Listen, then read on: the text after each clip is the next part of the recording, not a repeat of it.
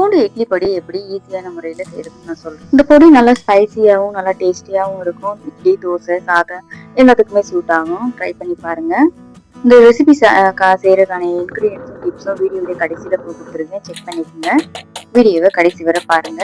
பூண்டு எடுத்துக்கங்க. பூண்டு தட்டி எடுத்துக்கங்க. நைஸா தட்டாதீங்க. தோலும் சதையும் தனித்தனி ஆற அளவுக்கு தட்டி எடுத்துக்கிட்டா போதும். பூண்டு ரொம்ப நசுக்க வேணாம். நல்லா ஒரு தட்டி தட்டி எடுத்துக்கோங்க. முழுசாவும் இருக்க வேணாம், ரொம்ப நசுக்கியும் எடுக்காதீங்க. கடாய் சூட் பண்ணுங்க. நல்லெண்ணெய் சேர்த்துக்குங்க. நல்லெண்ணெய் வந்து நான் ரொம்ப சேர்க்கல, வதக்குறதுக்கு தேவையான அளவு சேர்க்கிறேன். நசுக்கி வச்ச பூண்டை சேர்த்துக்குங்க. பூண்டை லோ ஃப்ளேம்லயே வச்சு வதக்குங்க. எண்ணெய் கொஞ்சம் அதிகமாவே சேர்த்துக்குங்க. அப்பதான் பூண்டு வந்து வதங்குறதுக்கு சரியா இருக்கும்.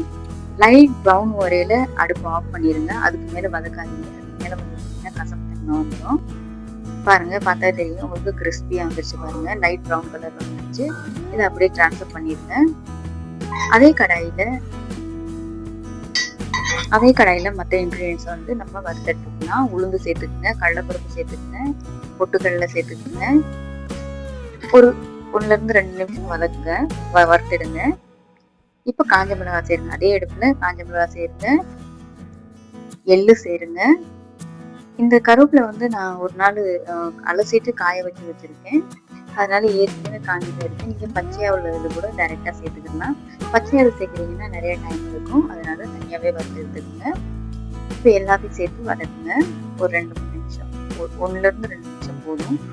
கொஞ்சம் லைட் கோல்டன் ப்ரௌன் எல்லாம் வர வதக்குங்க. கல் உப்பு சேர்த்துக்குங்க. அதையும் வறுத்தெடுங்க. ஈரப்பதம் இல்லாம இருக்கணும். அதனாலதான் எல்லாத்தையும் வறுத்து எடுக்கணும். கருவேப்பிலை பாத்தீங்கன்னா இப்போ நல்லா கிறிஸ்பியா இருக்கு பாருங்க. இது ஏற்கனவே கிறிஸ்பியா தான் காய வச்சதுதான். உங்க மிக்சர் ஜார்ல வறுத்து வச்ச பூண்டை சேருங்க. வறுத்து வச்ச மற்ற இன்கிரீடியன்ஸையும் சேர்த்து அரைச்சி எடுத்துக்கோங்க. உங்களுடைய ஃபேவரட் இட்லி பொடி எதுன்னு கமெண்ட் பண்ணுங்க. பெருங்காய பொடியும் சேர்த்துக்குங்க.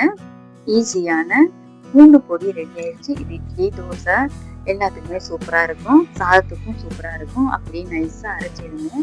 கொஞ்சம் ஈரப்பதம் இருக்கிற மாதிரி இருக்கும். அது எண்ணெய் அதிகமா சேர்த்துருக்கோம். பூண்டு சேர்க்கறதுனால இந்த மாதிரி இருக்கும். ரொம்ப ட்ரையா இருக்காது. இந்த ரெசிபி பிடிக்கும் நம்பரே. பிடிச்சிருந்துச்சுன்னா லைக் பண்ணுங்க, ஷேர் பண்ணுங்க, சேவ் பண்ணி வச்சுக்கோங்க, சப்ஸ்கிரைப் பண்ணுங்க. உங்களுடைய ஃபேவரட் இட்லி பொடி எதுன்னு எனக்கு கமெண்ட் பண்ணுங்க. நெக்ஸ்ட் வீடியோல எந்த வீடியோ எக்ஸ்பெக்ட் பண்றீங்க, எந்த ரெசிபி எக்ஸ்பெக்ட் பண்றீங்கன்னு கமெண்ட் பண்ணுங்க. இதுல டிப்ஸ் என்னன்னா, கருவேப்பிலையை வந்து காய வச்சு எடுத்துக்கங்க. அதனால நிறைய வறுத்தெடுக்கிறது நேரம் தேவையில்லை. பூண்டை வந்து நல்லா நசுக்கிட்டு தோலோட லோ ஃப்ளேம்ல வச்சு வருங்க. லைட் கோல்டன் ப்ரௌன் வர வதக்குங்க. அப்பதான் வந்து கசப்பு தன்மை இல்லாம இருக்கும். சர்வ் பண்ணையில நல்லெண்ணெய் இல்ல நெய்யும் சேர்த்து சர்வ் பண்ணுங்க. ரொம்ப டேஸ்டியா இருக்கும். தோசை செய்யல உங்களுக்கு வந்து மேல தூவிட்டீங்கன்னா எண்ணெய் சேர்க்க தேவையில்லை.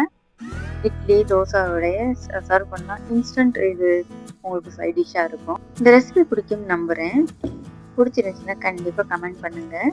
காரம் உங்க தேவைக்கு ஏற்றாப்புல அட்ஜஸ்ட் பண்ணிக்கங்க. காரம் கம்மியா தான் சேர்த்திருக்கேன். இந்த ரெசிபி செய்யறதுக்கான இன்கிரீடியன்ஸ் தமிழ்ல இங்கிலீஷ்ல கொடுத்துருக்கேன். செக் பண்ணிக்கங்க. மீண்டும் ஈஸியான, ஹெல்தியான, டேஸ்டியான ரெசிபியுடன் சந்திப்போம். பாய்.